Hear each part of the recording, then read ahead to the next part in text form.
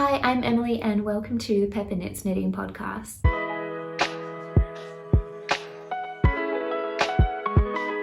I'm a knitter based in Perth in Western Australia, and thanks for joining me for another episode. So normally I film very traditional sit down podcast episodes. I talk about my finished objects, whips, and any acquisitions and plans. But recently I did film a project vlog where I shared all about the making of my Salty Days sweater. I really enjoyed that format of sharing my process of knitting something, and I think a lot of you also enjoyed watching that. I feel like I could share a lot more detail and my thought process of making something and the decisions I made along the way. I thought it would be really fun to share a podcast in a bit more of a vlog style and share progress updates as they happen on each of my projects. So I thought I would start by sharing where I'm up to with my whips at the moment.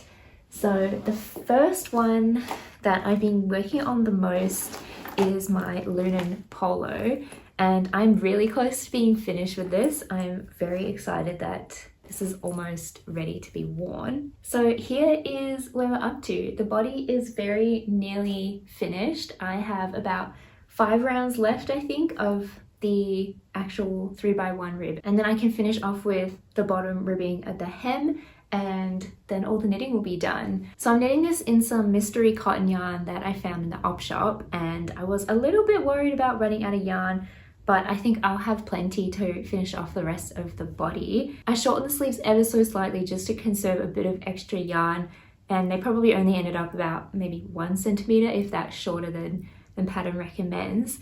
I also did a tubular bind off on the 1x1 rib, which I don't think it looks the neatest. It's definitely not the best 1x1 tubular bind off that I've ever done. I think it's just the properties of this cotton made it a little bit hard to tension that evenly, but I don't think it looks terrible. I think I'm just going to leave it and block it and see how it looks after that. I don't really love how binding off in pattern looks usually, so I would prefer to do the tubular bind off.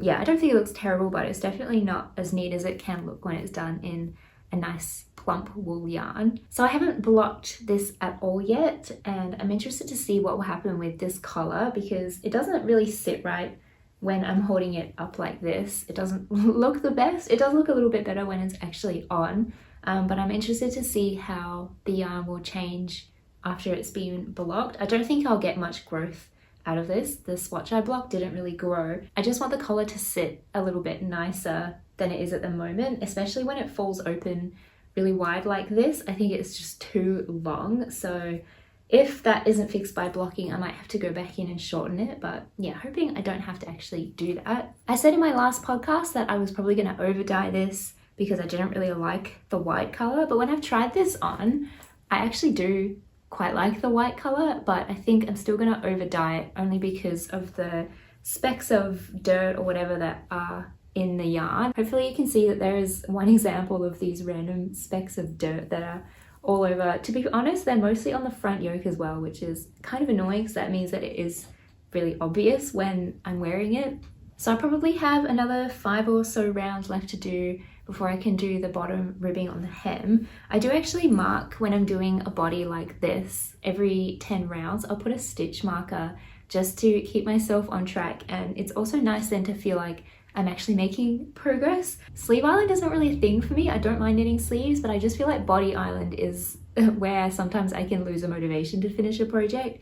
So by putting stitch markers every 10 rounds, yeah, it's just made it a little bit easier to keep track of my progress, and I like to estimate how many rounds I think I'm going to need before I can try it on and then be sure that that's how long I want the body. So yeah, probably another 5 rounds left on that, which I'm hoping I can finish today and at least get started on the bottom ribbing and hopefully even finish that tomorrow. It's currently Thursday afternoon, so I should have plenty of time to be able to finish this week. I went into Spotlight this morning to pick up some dye for this, just because I knew that it might be something that would linger on a little bit longer if I didn't actually have the dye ready to over dye this when I had finished the knitting. I ended up getting this rip dye in the dark brown color, which is what I used to over dye my home cardigan. I'm pretty sure it was this color. They have another brown which is a chocolate brown. I just much prefer the undertones of this brown versus the other one. And I know that if I only use a little bit of dye, I can change how dark I can get it. So I'll probably use a very small amount of this to try and get a lighter brown shade. But we'll see how it goes. I think either way, this color will look really good. So like I said, I've mainly been working on that Lunen Polo, and I'm really excited to be able to have it to wear. And yeah, interested to see how it will look when it's been over dyed. So I will definitely show the process of me doing that, and yeah, fingers crossed that it actually turns out okay. I have also been interchangeably working on the Lunen with another project, and I haven't shown this on the podcast before. I think last episode it was in my plans, and I had frogged my no frills sweater. I knit that out of the Knitting for Olive Merino and Soft Silk Mohair in the color Dusty Artichoke. I didn't get as much wear out of that sweater as I had hoped because the neckline was quite wide, and I found the mohair really itchy, so I really struggled to be able to wear something under it. But because the neckline was too wide, it didn't look great with a t-shirt underneath, and yeah, unfortunately I just didn't get as much wear out of that sweater as I'd hoped to, especially because the yarn is not an inexpensive combination. I wasn't planning on casting this on so soon, but I did want a nice 4mm stockinette wool and mohair blend project on my needles, just to change up from the really small needles and the stiff cotton, because I was a bit cautious about hurting my hands by knitting on that too much, but so far it's been okay. So anyway, here is the other project that I've been working on. This is going to be a Semper cardigan v-neck, which is designed by Sophie from the Knit Purl Girl. I purchased this when it was first released because I knew it would be a really good staple cardigan pattern to have in my library, and also just be a really good cardigan to have in my wardrobe. It is this really beautiful raglan v-neck cardigan, and it does have a 1x1 rib button band, but I am considering potentially swapping that out to a double knit button band, provided I have enough yarn for that, which I should do, but I'll see how I go for yarn management. It's been really nice working on 4mm needle project and this beautiful yarn combination as well. I love how it feels. It's a shame that this is like so scratchy around my neck and my face, and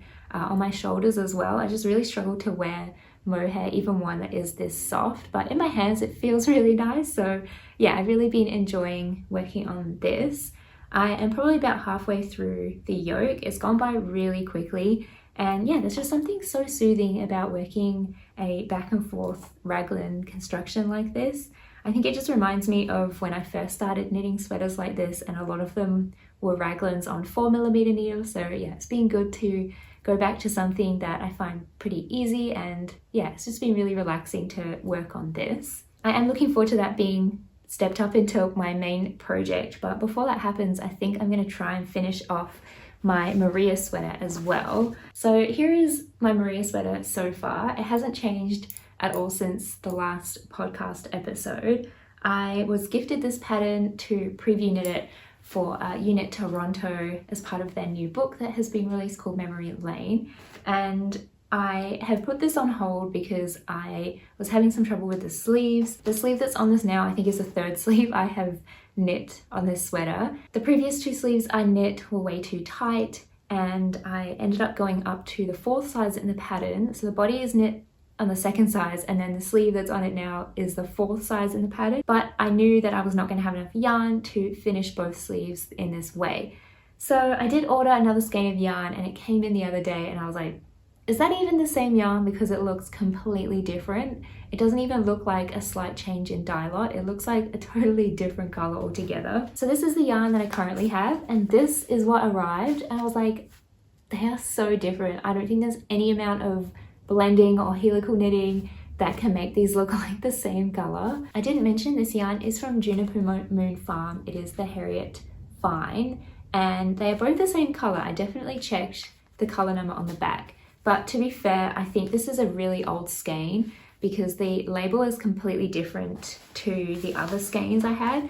The other ones had a little tag like this hanging off, whereas this has like a full-on label around it. So it was a little bit disheartening when this arrived and I realized that it was completely different and not really usable in this project. I did consider sending this back, but I think return postage would have cost $10, and this I think only cost me $20 because I got it on sale. So I don't think it was really worth it. Technically, it is a sock yarn. It is 75% alpaca, 25% polyamide. So technically I can use it to make socks, and it is super soft. So I can see myself, yeah, doing socks or a beanie or a scarf or a small accessory out of this as well. So I am gonna hang on to this and just not use it for this project. So I was considering my other options, and it honestly did cross my mind to like completely rip this out and just scrap this project and use the yarn for something else. But I don't think I want to do that. I do really love this project and I've put a lot of work into getting it how it is now. I think I just want to persevere and I think it will be worth it in the end. Let me just try it on and then I can see where I'm up to with this sleeve and decide what I want to do. Okay, so the sleeve is about to my elbow, so we're about halfway through at the moment. And this is all the yarn I have left to knit the rest of this sleeve, and then what I showed earlier was the same amount for the second sleeve. So I'm gonna have to see how far I can get, but I am thinking these will end up being 3/4 length sleeves, and I'm hoping I can get them to like the middle of my forearm, and I think that will still look really good, and I think it will suit the overall style of this sweater because it is really lightweight and quite drapey, so I think it will still look really good. There's also meant to be a little bit of color work at the cuff of the sleeve, and then I think the very bottom bit of folded over cuff is also knit in the contrast color. I don't think I'm going to end up doing that. I think I will see how the color work looks and then maybe just finish off the rest of the sleeve also in the grey if I have enough yarn for that. I think it's going to take a bit of playing around to maximize my yarn usage. The cognac sweater I was wearing also ended up with kind of 3/4-ish length sleeves, and I find that it's actually quite practical for me to wear every day. The weather this week has been like sunny one minute and then it's overcast and cloudy and then raining the next minute, so it's perfect for this time of year, and I really like having slightly shorter sleeves that are not overheating in them. There is a pretty good amount of ease on this sleeve, so I am debating ripping this back and going down maybe to knit the third size in the sleeve on this needle size, just so I can get a little bit of extra yarn and then see how much extra length that can give me. I might have to weigh this and then do the maths to figure out how much more I'll get at the rate that I'm going. But yeah, that is always an option that I can go down just to get a little bit of extra yarn, because this has a good amount of ease in it and I wouldn't necessarily mind having a slightly tighter fitting sleeve. So yeah, I have some decisions to make on this one. I think once I finish my Lunen, I will jump back on this and do all of the calculations and figure out a plan. So then all I have to do is sit down and knit the rest and then knit the second sleeve and finally have this off the needles. I'm super excited to get to the beading part on the color work, so that is my little reward at the end for figuring all of the sleeve situation out, is that I can finally go and purchase the beads and sew them on. I'm really looking forward to doing that. I think that's going to be really fun. So there's a quick update on where my whips are up to at the moment. I think the plan for the rest of the day is to get some more work done on the body of the Lunan and hopefully be able to finish the ribbing today, or probably end up being tomorrow, and then over the weekend do some overdyeing. So I'm very excited to take you along finishing off that one, and then hopefully I can jump back onto my Maria sweater.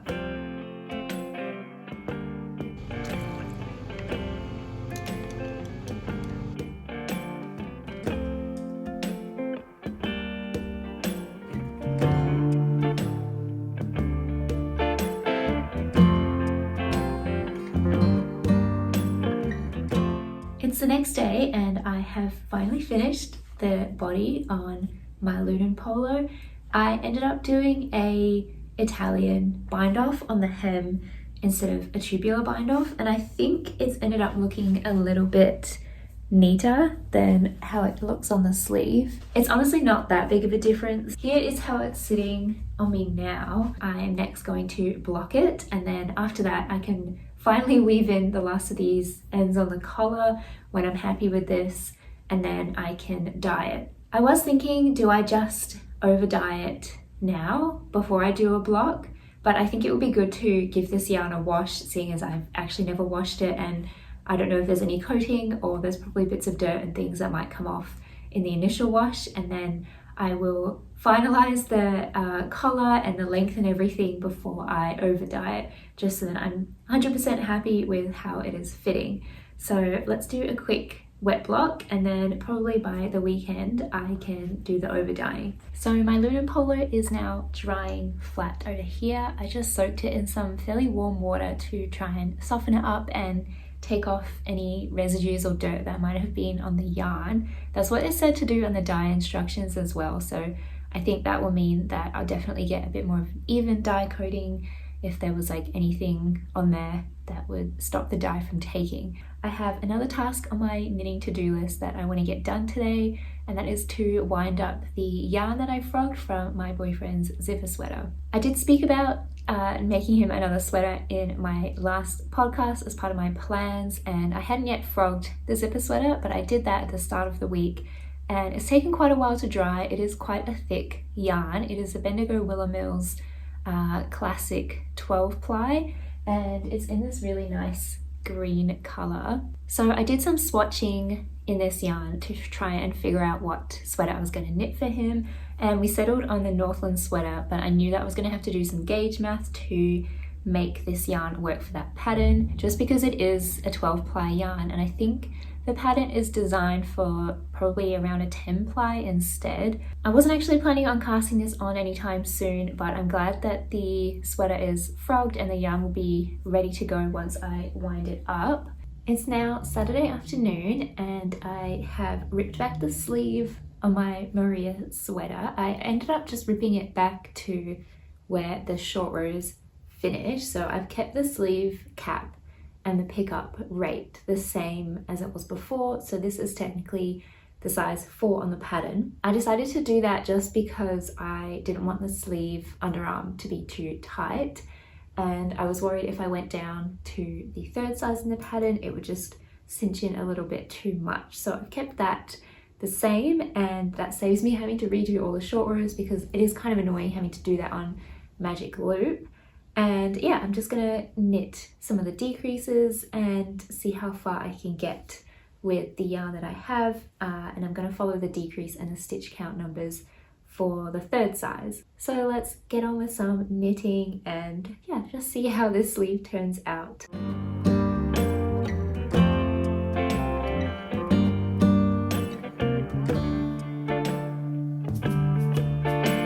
So I'm making good progress on the sleeve so far. I've gone a little bit rogue and like done my own thing with the decreases here and the stitch count, but I just tried it on and I think it will fit okay. So I'm just gonna keep going as I am and just do regular try-ons to make sure that it's going to fit okay.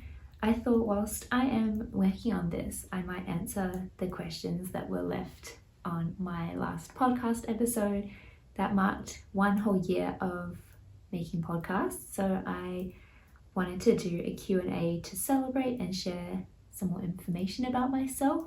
So the first question was about the pets that I have. I think you must have seen the rabbit that I have in the project vlog, and I just have her. She originally was a companion to another rabbit that I had. She never really got along with that rabbit, so after he passed away, I never ended up adopting another one to have with her. I hope she's not lonely. I feel a bit bad that she is just by herself, but I know it can be really hard to socialize rabbits when they're not really young, so I try and spend as much time as I can with her.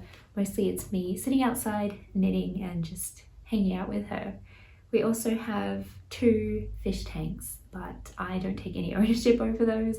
I don't really know how to look after the fish, but they are really enjoyable to watch. We have a freshwater tank and also a saltwater tank with clownfish. The same person also asked what was my first ever knitting project. So when I very first learned how to knit, when I must have been maybe 8 or 9, I think I just would knit like random squares and like scarves. I remember distinctly knitting little scarves for mine and my sister's stuffed animals, which was really cute. And after that, I think I picked up knitting again when I was maybe 14 or 15, and we just knit accessories like hats and toys and things. The very first garment that I knit was probably around 2013, and it is from a magazine that I actually still have, and I can show you the sweater that I tried to make. I used to be able to get these free knitting pattern books in Spotlight, and I think it's from this one. I knit this striped sweater. I really like the look of it. I probably still knit something like this now, but I knit it out of, it was probably a 100% acrylic yarn, and I didn't really understand gauge or like how to use a yarn substitute or anything. I tried to get the same yarn that this was made out of, but I think they discontinued it by the time I actually got around to making it.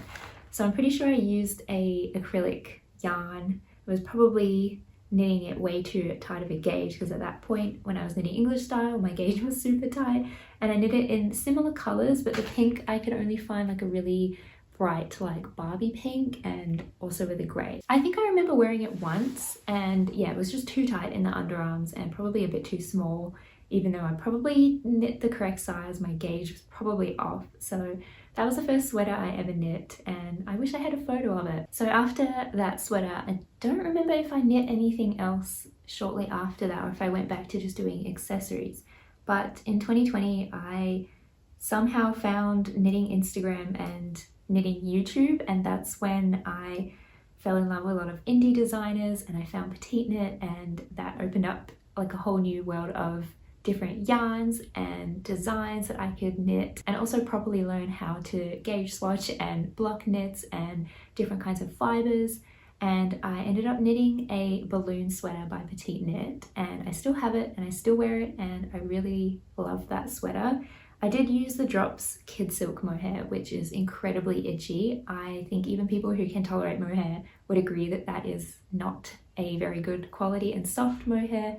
So I can only wear it with long sleeves underneath, but I love the color and I love how it looks, so I tolerate it being really itchy and warm to wear. Another person asks, with the amount of sheep living in Australia, do you have access to yarn produced by those local sheep? Which is a good question, because I think Australia is very well known for its merino sheep and merino wool. I found a statistic that in 2020, even though we have less than 10% of the world's sheep population, we produce more than 50% of the world's merino wool. So I'm pretty sure we export most of the merino wool. So knitting in Australia doesn't really have a strong cultural background like I can imagine it does in parts of Europe. So it's not very popular. It's definitely becoming a lot more of a popular hobby, and there are a lot more people learning how to knit, and like yarn stores and things like that popping up. But it does mean that a lot of the merino that we produce, I don't think gets made into yarn for knitters. I would assume most of it that is not exported is probably made into garments and like carpets and I don't know, other things that they can use wool to make. I actually used to work in the same building as the Australian Wool Testing Authority, and that was a really good experience. The smell of lanolin when all the fleece came in was so strong, like it would just, the whole building would smell like lanolin. I think there's also a lot of politics around wool farmers and the fluctuating price of wool. So that's something that's a bit interesting about, I guess, the Australian wool industry, is that, yeah, it can be pretty tough on the farmers, I think, when the prices drop so low, and they obviously really rely on exporting the wool to earn an income. So saying that there are some wool mills that are in the eastern states, I don't think there are any in Western Australia. But I have used yarn from Bendigo Woolen Mills, and I think there's also a few other popular mills like Great Ocean Road Mills and Nunda Woolen Mills, but I haven't used yarn from either of those before. It is also quite hard to get non-superwash yarn, which I do really enjoy working with non-superwash yarn. Most of the yarn from Bendigo, I think, unless it's the cotton, I think most of it is superwash treated, so that does put me off using it from every single type of project. I just feel like superwash has a time and a place, but not necessarily for all of the projects that I want to use. But I do really enjoy the yarn. I just received an order, so I am looking forward to getting to use that yarn again. The next question was if I have any advice about preserving yarn over the long term to avoid damage by mites and humidity. I have been pretty lucky that I haven't had any issues with like moths or insects or anything in my yarn, which I really hope stays that way. I have all my yarn stored in a shelf over here that is covered by like a Roman blind that I actually made myself, which I'm pretty proud of. So that manages to keep it out of the sun, which is what I'm most worried about because it is next to a window. So I was thinking if the sun is coming in, it might end up bleaching some of the yarn. So mostly it is to protect it from the sun. It probably also protects it from insects, at least a little bit, than it just being fully exposed. I honestly think the only way to completely protect yarn is probably just keep it in airtight containers or bags or something. I know some people keep them in those like Ziploc freezer bags, like the really big ones. So maybe that's an option if it's something you're really concerned about. And I assume that would also help protect it from humidity. I'm very lucky that in Perth we're not in a super humid climate, so I don't have to worry about that too much. But yeah, if you have any tips on protecting yarn and preventing any damage from insects or humidity, then you can definitely share them in the comments. And the last question says, I've been wondering if your talent for explaining and your comfort in front of the camera has anything to do with what you do professionally. Thank you for that really kind comment, because it is a little bit weird just talking to a camera, and I am a very shy person naturally and don't really talk a lot when I'm in group settings or even one-on-one with people. So I am glad that you think that it comes across naturally, because I don't want it to feel awkward for you watching it. So to answer the question, I don't think it does at all, to be honest. I studied food science in university and I am currently a food technologist for a small consultancy. So we work with other small businesses to basically launch their food product into the market, and I really enjoy doing that. But it does mean that most of my career has been very technically focused and not really involved with like a lot of face-to-face conversations with other people. But since I've been a consultant, I have had to practice doing that a lot more, and chatting with people and getting to know people very quickly to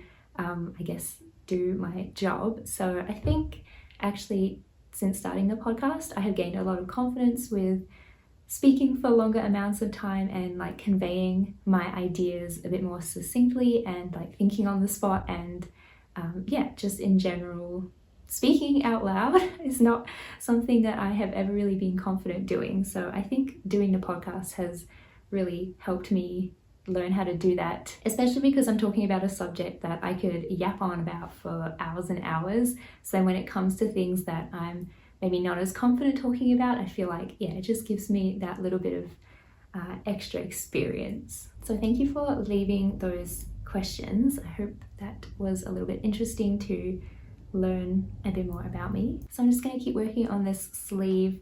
I am actually really enjoying working with this yarn. I think definitely since working on the 100% cotton, I have missed working with some animal fibers. So yeah, this is going really nicely.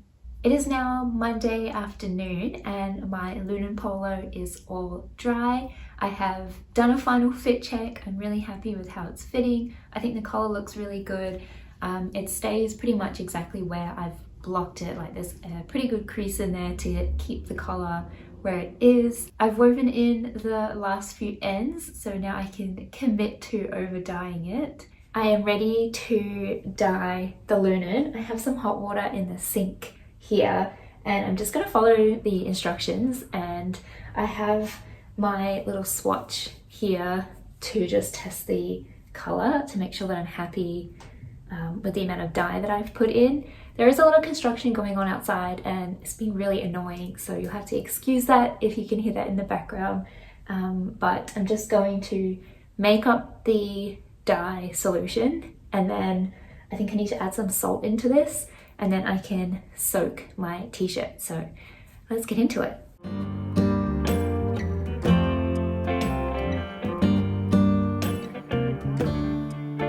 I have this dedicated dyeing stick that I just use whenever I need to dye something.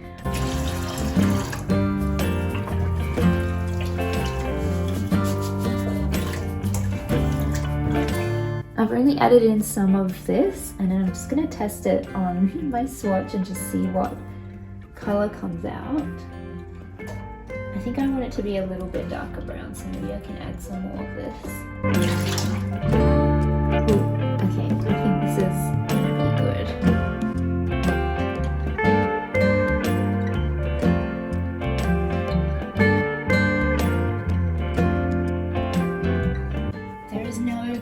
Now I'm just meant to be stirring this for 30 minutes.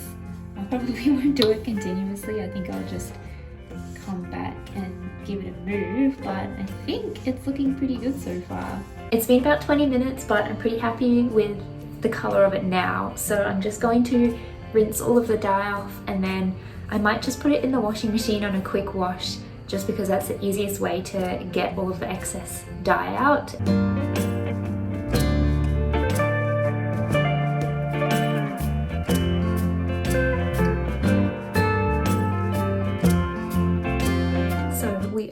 Back onto the Maria sweater, and I am so happy that the sleeves are finished. They didn't take very long to knit at all because they are fairly fitted and obviously not full-length sleeves. I'm really happy with how they fit. They don't feel tight at all, but they are nicely fitted. They don't flare at all, which I think suits the 3/4 length style a little bit more. I think if they had too much ears, it might just look like I did run out of yarn and stopped knitting the sleeve halfway through. So I think it does look intentional and really suits the style of the sweater. I still need to block it, and obviously one sleeve is knit with yarn that has been frogged quite a bit, so that one looks particularly messy. I think that sleeve will hopefully even out and grow a little bit more because it does feel a tiny bit tighter, but I think that is just from the frogged yarn. I think I'm also just going to reblock the body because I'm not 100% happy with the shape of the body. I feel like it flares in a bit of an awkward shape with where the colorwork and the shaping and the increases sit. So I think I'm just going to take my time and block this again and just try and get the shape to where I'm happy with. But oh, I'm so relieved that this is finally, like, all the knitting is finished on it, and I actually have a sweater that I'm really happy with. This kind of sleeve cap shaping and construction is definitely like one of my favorite ways to shape a sleeve. I think it just elevates the whole look of a sweater and makes it a little bit more formal and like tailored and fitted looking. It can be a little bit annoying to knit, especially all of the short rows when I was knitting magic loop was a little bit tedious, but by the time I had knit like 5 or 6 sleeve caps, I feel like I'm an expert at it now. I do have a few more ends I need to weave in on this now that I am finalized with the knitting. So I'm going to weave in the rest of my ends and then give it a good soak and lay it out to dry. This does mean that we're at the exciting part of being able to get the beads. I didn't end up adding the colorwork onto the sleeve, I just left them all in the main color. So I'm only going to add beads onto the body, which is fine. I think that will still look really good and still get the effect across. So I'm going to work out what kind of color beads or size beads that I want to get, so I have an idea in my mind when I go shopping, and then maybe this afternoon or maybe tomorrow I will go and buy some beads.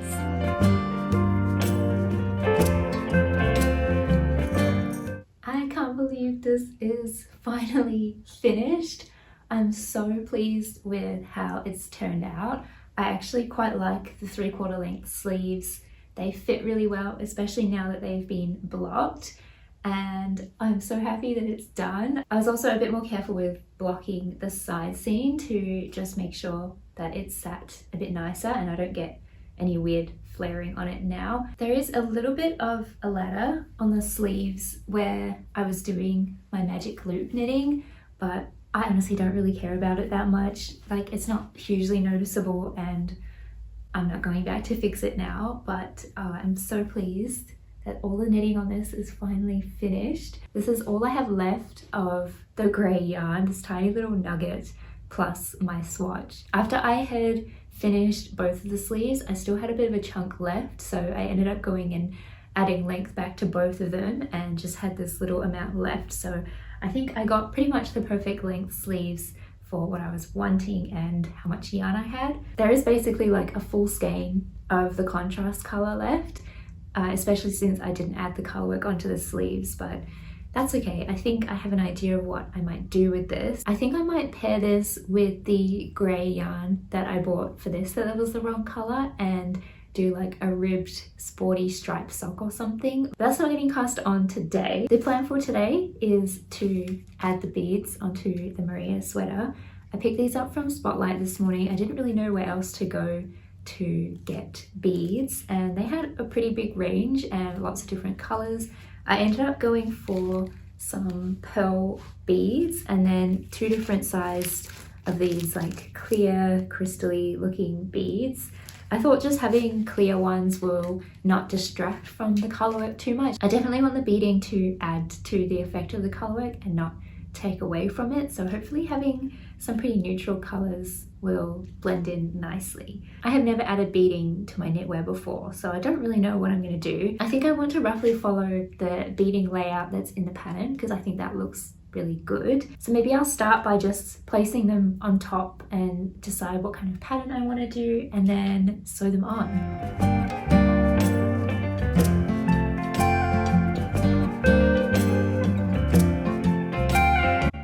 I think I've settled on this placement for the beads. Originally I had these Purl ones in the center of all of these as well, but I think it just detracted from it a little bit too much. I think I'm going to use these ones instead and then fill in with all of these tiny little beads.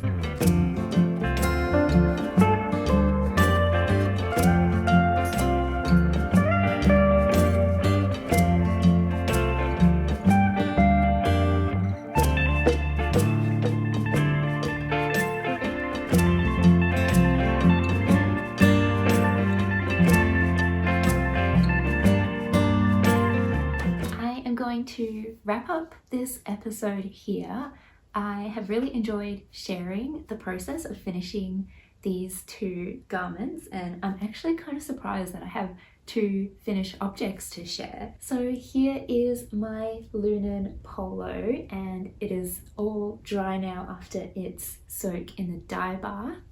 It has come out a little bit lighter than I intended.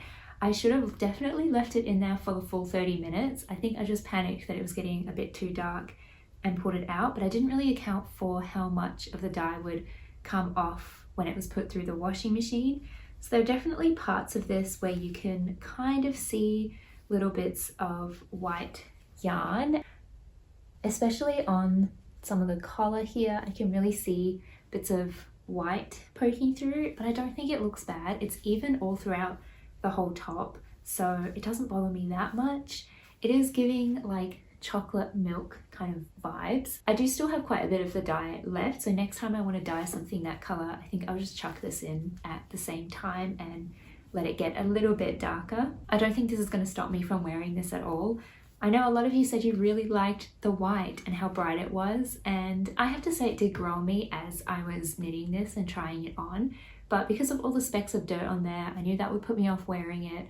And yeah, white is just not really something I wear super regularly, whereas this color brown is something that I know I'll get a lot of wear out of. I'm really pleased with the fit on this one. I am wearing my other Lunan today actually, and the main difference between these 2 is that I knit a different size and also shortened the front yoke. So for this version I had knit the 2nd size, and for this one I decided to go down to the 1st size, and I'm really glad that I did. I do like the amount of ease that I have on this long sleeve version, but because it's more of a sweater and not really a summer one, I think it suits having a bit more ease, whereas this I definitely wanted to be a bit more of like a summery top. I've ended up with basically no ease across the bust, which I think looks really good. And because it is knit in ribbing, the waist does seem to cinch in a tiny bit to give the illusion of waist shaping, which I think looks super flattering, and I'm really happy with how that looks. I didn't mention, but I'm in a comfy new armchair that I managed to pick up for free. I have given it a good clean, but I'm really enjoying sitting in this. It's very comfortable, and I think it will be my new favorite knitting spot. So like I mentioned, I did shorten this front yoke section here, and I'm really glad I did that. I just find that It's too long on this version, and it means that the back collar falls back way too easily, which really bothers me. So I think that will definitely help it with this one. Because I shortened the front yoke, that also meant that I ended up shortening the placket, which I didn't necessarily have to do. I could have just continued knitting this back and forth and maybe joined it closer to the underarm, which I would definitely do if I was to make another one, but honestly I don't think it's that big of a deal. I did decide to go for the 1x1 ribbing on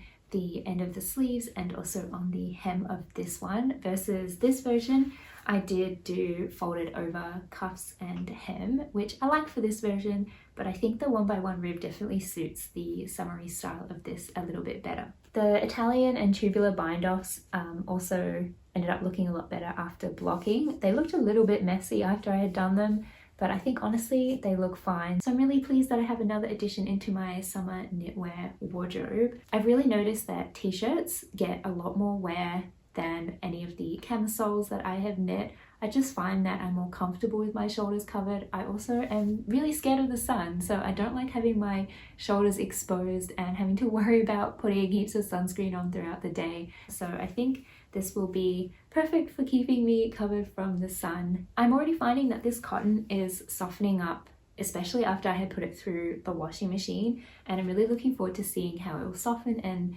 change as well as I wear it. So that is my Lunen Polo. Now on to my most recent finished object, my Maria sweater. I will be honest and say that there were a few moments in the making of this where I really thought it would never come to fruition and actually be a finished garment. So I can't quite believe that it is all finished now, and I couldn't be happier with the results. It was such a big process to get the sleeves to where they are now. The body of this was actually fine and I didn't really have any issues with that. It was just the sleeves. I feel like I've knit like 400 sleeves for this project, especially when that yarn came in and it was not the right color. I felt really disheartened, but I am glad that I came up with a solution to knit the 3/4 length sleeves. I honestly think it really suits the style of this sweater because it is such a lightweight fabric. I think having 3/4 length sleeves might make it even more wearable than having long sleeves but a lightweight sweater. I also love how the beading turned out. It's definitely a lot more visible in person than it is on camera, and the way that the light picks up all of the crystal beads is really beautiful in my opinion. I did end up just adding the pearls onto a few of the main flowers instead of adding them onto everything. I think because they are a bit of a brighter white and have higher contrast, it did detract a little bit from it when I had them on all of the center of the flowers. I ended up going with fewer beads than what the sample picture has. I think this has given a really nice result without overwhelming the color work too much and just adds to it rather than being way too busy. It was really fun to try a different technique. I have never done beading like this before, so yeah, it was really nice to be able to sit down and try something a little bit different. I don't know if I did this like the correct way or the best way, but I ended up attaching most of these like single beads with just a single piece of thread and then tying it off in the back like this. So the back is just a bunch of threads that are tied together, so hopefully they don't come undone. But I thought that's probably a bit safer than threading them on one long piece of thread and having like long floats, I guess, in the back. Just in case one of them does snag and the thread breaks, I didn't want to lose all the beads in this altogether. Some of them where I had like a string of beads together, like on the scallops here, I did do like one piece of thread and then just join them together. But I think because they're the smallest beads, that shouldn't be too much of an issue. I don't think those are the ones that are likely to get caught. I do think with the beading, this might limit the amount of occasions that I can wear this for. It definitely dresses it up a little bit. But I'm really glad that I put them on there. I love how it kind of adds to the romantic feel of this sweater. But yeah, like I said, I think it might limit the amount of times that I'll be able to wear it. Usually I will only knit things that I know I'm going to get a lot of wear out of, especially if I'm spending quite a significant amount on the yarn. But it was kind of nice to allow myself a project where I just knit it because I really love how it looks. Who knows, I might surprise myself and end up wearing this more than I think. I'm also glad that this yarn is technically a sock yarn with that polyamide to add a little bit of extra strength and durability. I think if this was 100% alpaca, I would be a lot more precious about wearing this and worried that because it is such a lightweight, fingery weight sweater that it would wear down very quickly. But yeah, I think having that added strength in with the polyamide will just add to the longevity of this sweater. I am super happy with the fit of these sleeves. I did speak a little bit about how I ended up doing these sleeves in the end, but basically what I did was everything on the 3.25mm needle. I did the size 4 for the pickup just to give myself a little bit of extra room. It does mean that I have a slight puff sleeve here, but honestly, I think it looks really cute and it kind of adds to the overall look of the sweater anyway. So after I did all of the sleeve cap shaping, I knit for maybe about 10 rows here just to give myself a bit of extra room in the underarm. And then I did some rapid decreases after that to get to the stitch count for the second size. And then pretty much the rest of the sleeve, I just followed the instructions and the decrease rate for the second size. I think I also added a few extra rounds onto the folded over cuff for the sleeve just because the way that it was written I think looked a little bit too short. I'm really happy with where these sleeves hit on my forearm. I think it looks intentional. I think it looks like it's meant to have 3/4 length sleeves. I was a bit worried about it looking like I had just made my sleeves too short and run out of yarn, but I think I've successfully avoided that. I definitely think that is helped by the fact that they are fairly fitted sleeves, and looking at the sample pictures, I think it is intended to have sleeves with not very much ease in them. I will mention this here again, but I made a pretty big yarn substitution with this sweater, which I think is why I ran out of yarn. It is intended to be knit with a lace merino and then a lace weight mohair. I was struggling to find colours that I liked that would match for each strand and then also match each other and be a good contrast for the colour work. It would have also ended up being quite a pricey project, which was just not in my budget at the time. So I'm really glad I made this yarn substitution, but that is probably why I ran out of yarn. I don't think the yarn estimates in the pattern are wrong. So overall, if you can't tell, I am super pleased with how this has turned out.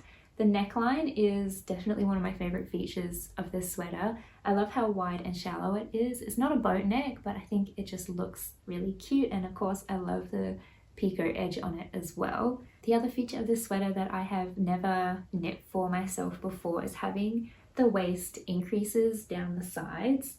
I definitely think it works for this design. It's probably not something I see myself adding into other garments very frequently, but I'm really glad that I ended up doing it. I was contemplating leaving them out and just knitting the body straight, but yeah, I'm really glad that I ended up doing that. So those are my two finished objects. I do have one other whip I shared at the beginning of this, which was my Semper cardigan v-neck. I have actually made some progress on that one as well in between these two projects when they were blocking or when I just needed something a bit more simple to work on. So here is where I'm up to on the cardigan. As you can see, I have split for sleeves and I have started making a bit of progress on the body. This is how much of the body I have knit so far. This feels like it's going by so quickly. It's not at a particularly big gauge. This is 21 stitch gauge, but 4mm needles feel really big when I have been working on like 2.75 and 3mm needles for what feels like forever. So I feel like this will be on and off the needles very quickly. It's been really nice to just work flat stockinette back and forth. It just feels like this is an easy breezy project that hopefully won't have any issues, but who knows, we're not up to the sleeves just yet. So I have this much left of this ball, and I think just to mix it up a bit, I might finish the rest of this ball and then knit the sleeves and then go back to the body. And then I'm hoping I will have enough yarn to do the double knit button band. I think I would really prefer to have that. I have these two balls wound up as well, and then I have one more ball each of the mohair and the merino that I didn't end up using for my no frill sweater. So I think I should have plenty of yarn to be able to do the double knit bottom band. So that brings us to the end of this episode. I have really enjoyed sharing about my projects in this way, and I feel like I can share a lot more information as things are actually happening rather than sitting down and having to retrospectively remember all of my thoughts along the way. So I hope you have enjoyed watching and that you made some good progress on your whips. I would love to hear what you're working on, and thank you so much for watching. I'll see you in the next episode. Bye!